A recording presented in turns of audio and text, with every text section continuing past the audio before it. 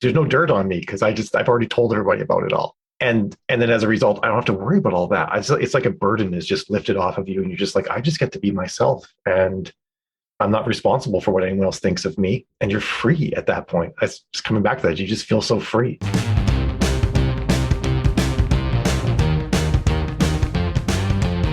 Welcome to Amy Liz Harrison's podcast, Eternally Amy, a mum of eight's journey from jail to joy. A Gen Xer who overcame her struggle with alcohol to become a best-selling author and mental health advocate. She shares stories of hope and offers ideas for others struggling with mental health challenges, spirituality, ADHD, or maybe just family, travel, and logistics. One thing is for sure, you'll leave with something to chew on. And now, here's your host, Amy Liz Harrison, with your mystery meat sandwich. Okay, hi. This is part 2 of Becoming Your Authentic Self with Malorie Cooper. I'm Amy Liz Harrison. This is Eternally Amy. And thank you so much for joining us today. We had Mal on last week. We talked to her a lot about her transition, her deconstruction and reconstruction of faith. And I will give her bio again, just to catch you up. Malorie Cooper likes to think of herself as a dreamer and a wanderer, yet her feet are firmly grounded in reality. A 20-year software development veteran, Malorie eventually climbed the ladder to the position of software architect and CTO, where she gained a wealth of experience managing complex systems and large groups of people, which are also complex systems, by the way. Her experience there were translated into the realm of science fiction. And when her novels took off, she was primed and ready to make the jump into a career as a full-time author. A maker from an early age, Malorie loves to craft things, from furniture to cosplay costumes to a well-spun tale. She can't help but create new things every day.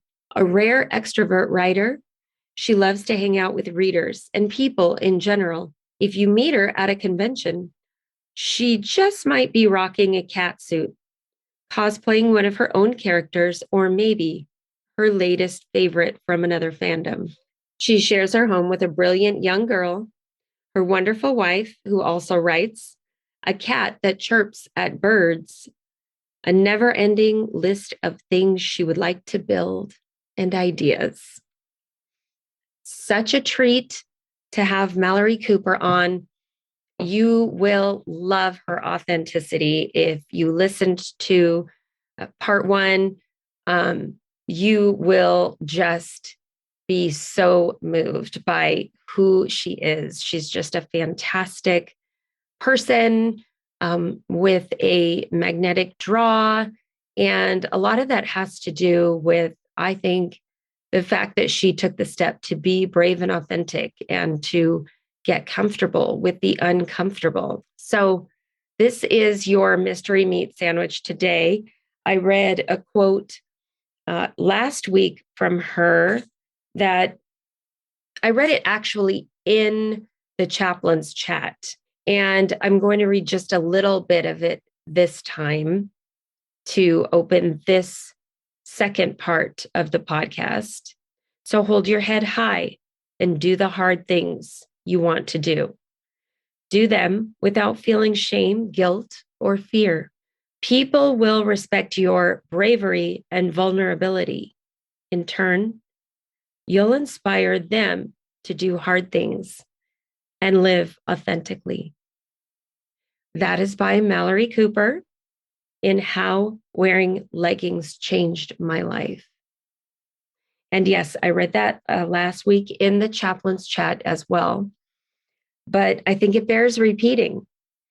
And it bears repeating because whether it's your style of dress, whether it's how you present yourself to the world, it's a reflection of how you feel most comfortable in your own skin, right? And our light, when we're true to ourselves, shines out on everybody else. Brighter, in a pure way, and in a way that will give others the courage to find their own light. That's my belief anyway. All right, Enjoy. And now, onto the Chaplain's Chat. Okay, let's switch gears. I'm all about let's take a hard left. Let's talk about fashion. So tell us, first of all, this is my question I've got to ask before I forget, is the cat suits with the gas mask. I don't know what the gas mask is for. So I feel we should give people a little bit of context. Okay. Yeah, that's really good. So I think one of the things, like, because we're talking about authenticity, is one of the things I had to confront with myself after I came out as trans is that I love unusual fashion. I'm a total fashionista. I've actually always been that way, but I was unable to express it. But I love tight clothing, and I suspect it's partially tied to my autism. I almost need to have tight clothing. I don't find loose clothing just feels weird and uncomfortable to me. Even if I wear dresses, I'm like wearing a pair of leggings underneath kind of thing. So I've always loved tight clothing. I've always loved cat suits. I just love the way they look. So some people think of them as like a jumpsuit or a bodysuit, but it's a single piece clothing item that is skin tight across your entire body. I love them. I have like probably 250 of them at this point. And then on top of that, I guess I have probably about 20 of them that are made of rubber because I love latex. I think it looks amazing.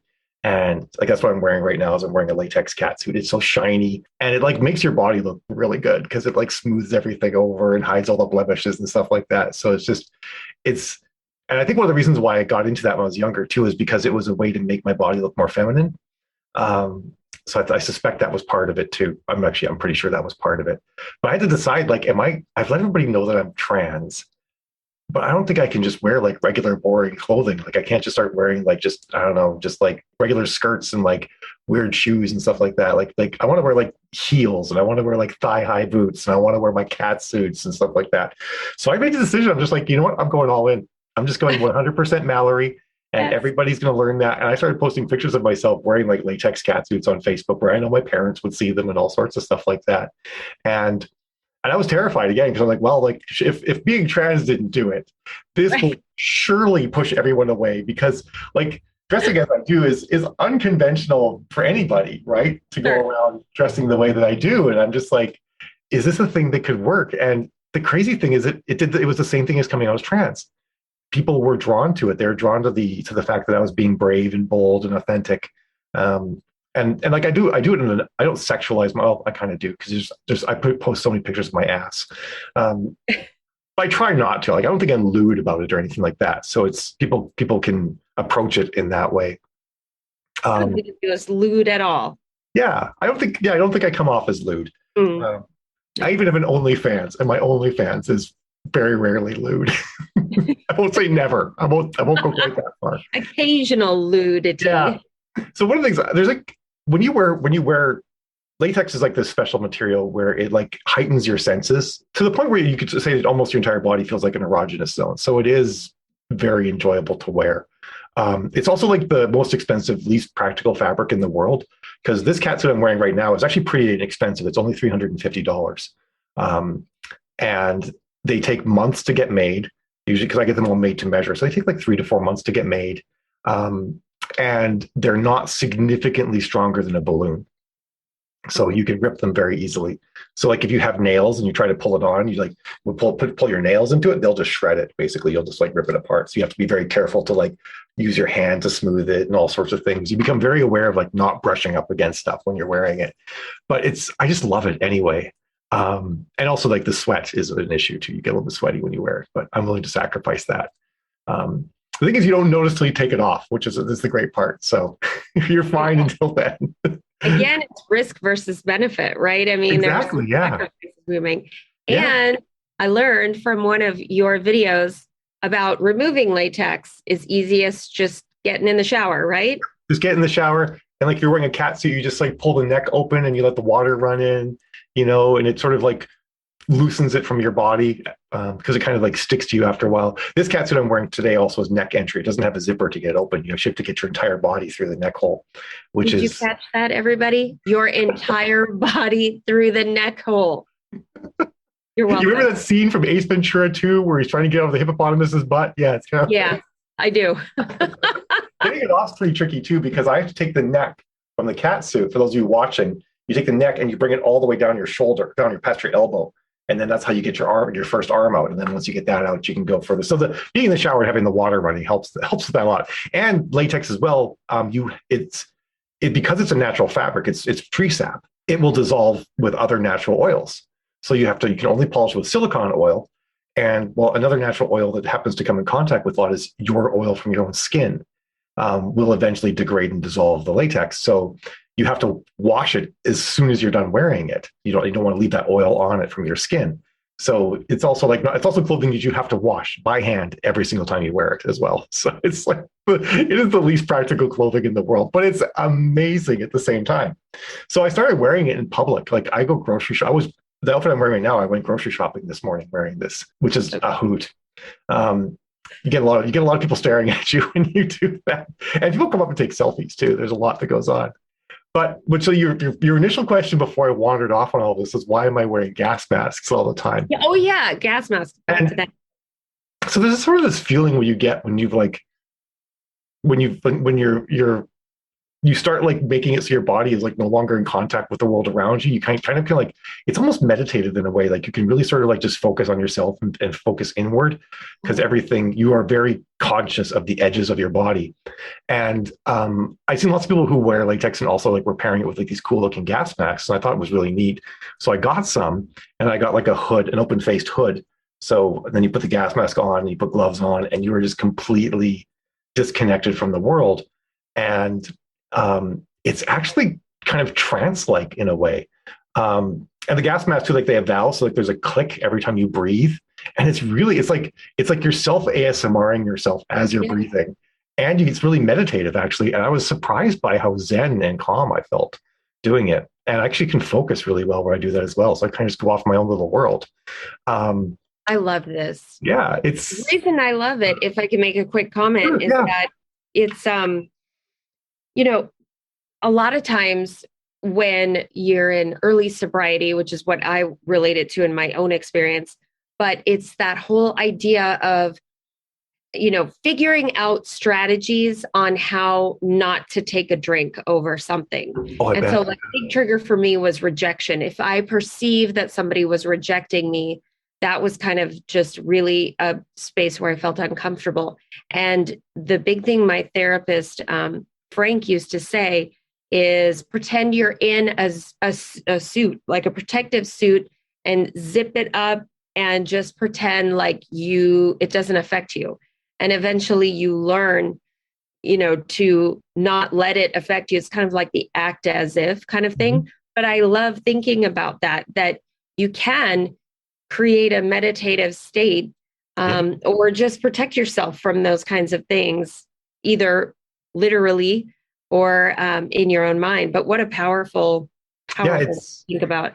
A lot of the interesting that people think it's like, they're like, oh, well, latex is only like a kinky fetish sexual thing, but it's really not actually. I mean, it's like, I don't know, like leather daddies, like they wear leather jackets and they also wear leather when they're doing whatever leather daddies do. I actually don't really know. But, it's like just a regular fabric that may or may not be involved in other activities, just like a t-shirt. Like I'm sure lots of people have sex wearing t-shirts. Doesn't mean that your t-shirt's a sexual fetish thing. It's just a t-shirt, it can be worn in many contexts. And that's how I feel about wearing latex. So a lot of people, right. A lot of people think I'm only doing it because so many people think I'm a dominatrix too. I get that so much. And I'm not, but I think the number one reason why I wear it is because I love the feeling. I love the meditative state. I love sort of the calmness that it gives. And then the gas masks, which this is one of the ones I have. Love it. Wow. I saw the people wearing them, and I'd worn them a couple times. Like I used to do writing sprints a lot where I would write on camera with other people. And I found that actually I could focus really well if I wore a gas mask. So I'd be like sprinting on YouTube with other writers, my peers hanging out with me. I'm wearing a gas mask while I'm doing it, and once again, no one ran away. No one said oh my God, you're the weirdest person ever, Mal. I can't be around you anymore. They all thought it was cool. I'm like, what is wrong with you people that you think that this is okay? I was glad to have it happen, but that's what got me started to do it. And then just very recently, I did a fundraiser for the Ukraine where I did what's called total enclosure. If you cover your entire body, and I did it for 8 hours to raise money for the Ukraine. I did these I went grocery shopping while I was dressed like that and all sorts of things. And it went, I realized I loved it. I didn't want to take it off when I was done. I was just like, I'm in my own little world here. It feels great. I don't really want to get out. It's wonderful. And I also took some pictures of myself like out around my yard. And I did some of my gardening while I was wearing a dress like that too, because I had to water the plants and stuff. And I posted them online. People were like, wow, you're like a post-apocalyptic gardener. This looks so cool. And it spawned this idea because I'm also a gardener. I love gardening. I've been trying to create a gardening channel on YouTube and whatnot for the longest time, but there's so many of them, it's hard to stand out. It dawned on me, what if I was a person who gardened and always was completely covered in latex and a gas mask? Problem solved. Yeah. Yeah. And so like a couple of posts I put up in different Facebook groups like blew up like tens of thousands of people saying like this was a great idea. I mean, well, tens of thousands of likes and hundreds of people saying it was a great idea. So I ended up starting all of that. And I think in like 4 weeks, I have 20,000 TikTok followers and like a five or 6,000 on Twitter and 5,000 on Instagram and all that. And yeah, so I think people really like it. And that's with my TikTok account getting shut down one time because TikTok thinks that latex is only a fetish thing as well. It's like I have a video where I'm walking around talking about scallions and that got taken down for adult sexual behavior. It's pretty ridiculous. But I'm pretty proud of that. I got over 20,000 people despite losing my account at one point and taking down all my videos and stuff like that. Well, and I love the whole idea, the juxtaposition of that's not how most people, I would think, would picture a gardener. Not at all. Oh, I love that. I have so many people who are like, this is what gets me into gardening, as it turns out. They make comments like that. Yeah. No, so fantastic. Yeah, it's interesting too, that whole thing about your accounts getting shut down and, for violations and all this. It's sort of like this weird, okay, so you're going to cast judgment on this and you don't even, know what it would be. Not to mention the other stuff that's on TikTok all the time, That's what I'm saying. I'm like, wonder who's the committee deciding all these things and based on what? Exactly. Yeah, it's crazy. But the cool thing was that is that the more I am myself, the more I'm like, I'm gonna completely cover my body in rubber and a gas mask and garden. The more I do things that are just me and what I want to do, and admittedly me is pretty weird, the more people I seem to pull into my circle, the more people want to talk to me and learn more about me. And it's like the opposite. I'm not being shunned. I'm being embraced. And I would never have expected that. But I feel like you have to be authentic and you have to sort of do it with blinders on and not pay attention to the people around you, at least not pay attention to the judgment. And I find I have to have mantras for things. So I would say I'm a duck and it's water off my back. I would just repeat that to myself over and over again. Or some of the very first times I went out amongst my peers wearing rubber cat suits, it was usually at writers' conventions. And I would be at the door to my hotel room, just paralyzed with fear, standing there. And the wise words of Stuart Smalley from Saturday Night Live would come to mind. Have you ever saw that? Where he's like, I'm good enough, I'm smart enough, and doggone it, people like me. I would say that to myself over and over again. And that's what gave me the courage to go out. So I love it, though. I love it. I think the most beautiful thing about it, too, is that, it's just, you've got to be you. At the end of the day, you have to be you. And so whatever that means and looks like, and whatever, maybe you try and you don't like. I mean, I've got a good friend who, and this is your typical 12-step community, like old, 45 years of sobriety or something crazy like that. Okay. He was like, he wears overalls all the time is my point. But he was like, one day I just decided, you know what? I just really don't like pants. Why am I wearing pants? And you just kind of get to this point in your life, right? Where it's like, why am I tolerating this? I hate this, Yeah, so it's the same thing we have to realize, I am behaving a certain way, not for me, but for other people around me. Right. And half the time, most of the time for strangers. Yeah. It's like, why am I molding my life the way that I think that perhaps strangers want it to be? That's not logical at all. No. And P.S., what business is it of theirs anyway? What I dress like, what my sexuality is like, whatever. What gender I am, anything. It's not all of that stuff, right? Yeah. The end result is it's really freeing, though. Yeah. Well, okay. So listen, that is the best that's the best concept to end on is freedom. I look at you, you seem to be you seem to be free. You seem to have found your groove and your lightness. And would you say that's accurate? I think it really is. Yeah. I don't think there's anything about me that I haven't exposed to the public at this point. That's a terrible way to say that. That's not what I meant. I meant like personality wise, tastes, fashion, things about who I am. I live in a glass house. Like everything about me is on display. There's nothing hidden, which kind of in a way makes me like unassailable as well, because it's like, yeah, you can't, there's no dirt on me because I've already told everybody about it all. And then as a result, I don't have to worry about all that. It's like a burden is just lifted off of you, and you're just like, I just get to be myself, and I'm not responsible for what anyone else thinks of me. Right. And you're free at that point. It's just coming back to that. You just feel so free. Yeah. Yeah. What a gift. What a gift to have reached that point in your life and to have everybody kind of around you just rally around you, and not everybody, but the ones, the chosen, Yeah. People that matter, as it turns out. People that matter, right? What a gift. Yeah, it's amazing. Okay, so Mel, first of all, I want to say how much I think you are the bomb.com. I love the different layers that you have to your person and your being. I just love it. Thank you. And yeah, absolutely attracted to your soul that just really has that authentic, genuine. I mean, I want to cultivate that more in my life. And I'm sure that's why you have all these people around you who are kind of, sort of wanting that same thing too. It's the mirroring, right? And it's inside of them, but sometimes, needs a little bit of help to get it out and Yeah, get it. that makes sense. I think that's a lot of it, is that you need to see people who have done it, Right. and didn't crash and burn. It's always nice as well. Right. Who survived it, came out the other side of the fire, right? And are better for it, happier for it. Which I think embodies you really well too. So Yeah. Oh, thank you. Thank you very much. Okay. Where can people find you? I want all the channels and all the things. oh my God, there's so many places. I'm everywhere. So I write science fiction books, and we barely got into that. I write science fiction books about a future where inequality between men and women is thousands of years in the past. A future where there's actually more women than men. So almost all of my characters are women. And so if we want to read future sci-fi, has got great science and has lots of strong women characters, and so has lots of action and fun. And the strong women aren't bitchy; they're just themselves, and everybody's cool with it, or they're not perceived as bitchy. Some of them actually might be bitchy.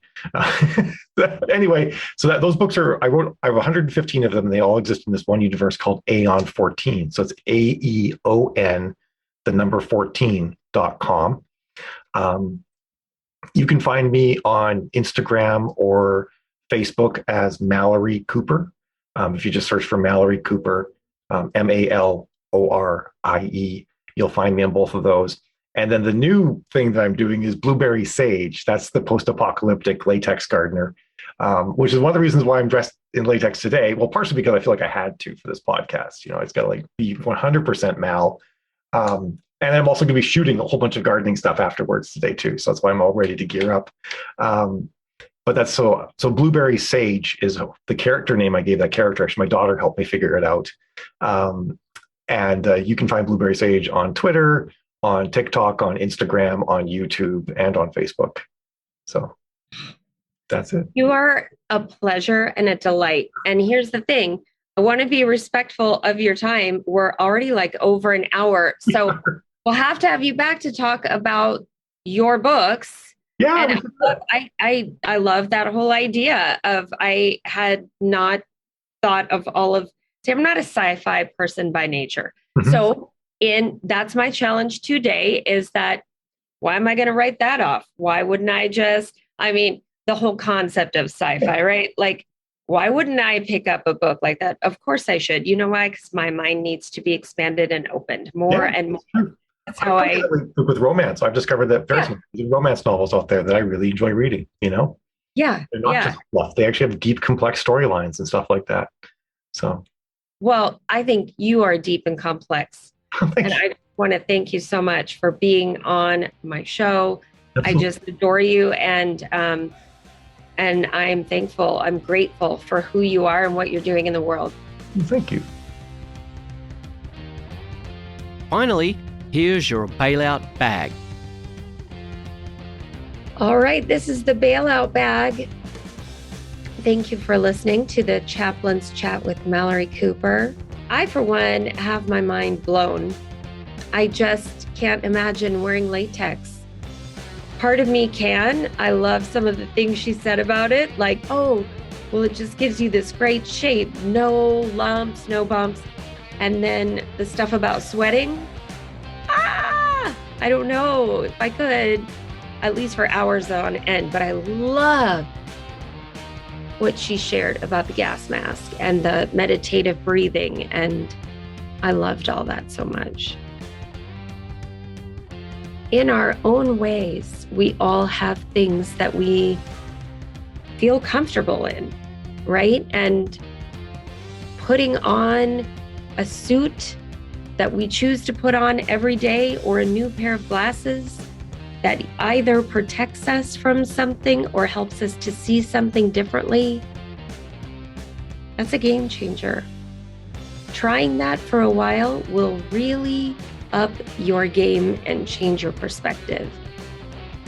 And lastly, I want to say this for the bailout bag. My therapist in treatment had me do an exercise where I was supposed to look in the mirror and tell myself that I loved myself. Now, this is just after my DUI and all my wreckage, and I was not ready to do that, but I followed instructions. And slowly, I began to care for myself again 11 years ago. I cannot tell you what a difference that has made in my life. I wish you all the love, light, and all the very best for yourself. Doesn't have to look like Mal's life and who Mal is, or it doesn't have to look like my life and who I am. But I would encourage you to just consider, what are the things that make me authentically me? Maybe you don't know, but surrendering to the process makes you open-minded and willing. It just unfolds. Thanks for listening. Love you lots.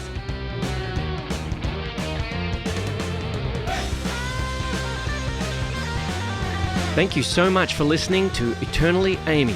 Amy Liz Harrison is a best-selling author, speaker, 12-step coach, meditation teacher, and recovery advocate. To find out more, please visit amylizharrison.com. Keep up with Amy on all platforms by following @AmyLizHarrison. Please subscribe and review this podcast. It means so much to us if you do.